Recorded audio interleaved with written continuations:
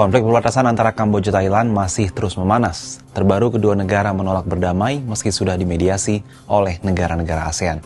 Konflik antara kedua negara ini bukanlah hal baru. Seperti apa sebenarnya sejarah konflik Kamboja Thailand yang kembali memanas saat ini? Hubungan Thailand dan Kamboja mulai renggang setelah Perang Indochina berakhir. Salah satu titik utama perselisihan adalah kepemilikan kuil Preah Vihear, bangunan abad ke-11 yang terletak di perbatasan kedua negara. Setelah Kamboja merdeka dari Prancis pada 1953, pemerintahnya mulai mengangkat isu kepemilikan kuil tersebut. Sebagai respon atas klaim Kamboja, pada 1954, militer Thailand menduduki area sekitar kuil.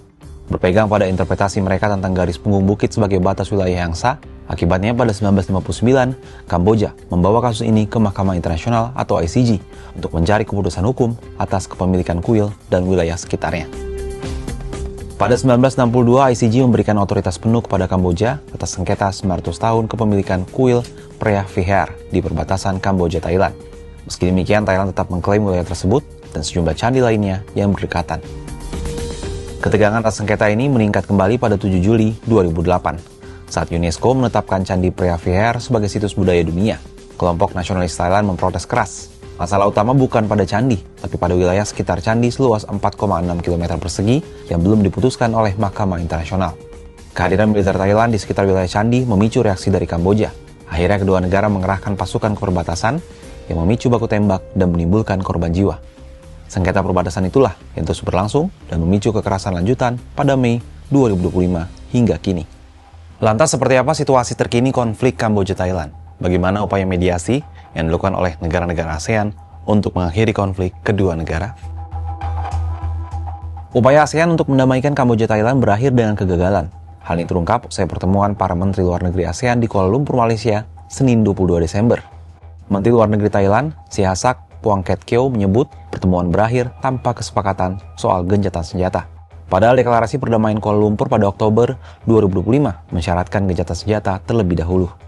I've heard from many sources that the Cambodian side has been telling everyone that they're ready for a unconditional ceasefire. But we have never been told about that. We went to Chinese, United States, the EU, and many countries asked, what is Thailand? Why isn't Thailand accepting this? We were never proposed, there was never a proposal directly sent to us. Sementara Kementerian Pertahanan Kamboja mengatakan jet F-15 Thailand terus menyerang Kamboja. Bahkan serangan dilancarkan kala para Menlu ASEAN mengikuti pertemuan di Kuala Lumpur. Kamboja dan Thailand sebelumnya telah menandatangani kesepakatan gencatan senjata di Malaysia Oktober 2025. Perdana Menteri Malaysia Anwar Ibrahim sebagai Ketua ASEAN 2025 dan Presiden Amerika Serikat Donald Trump menjadi saksi.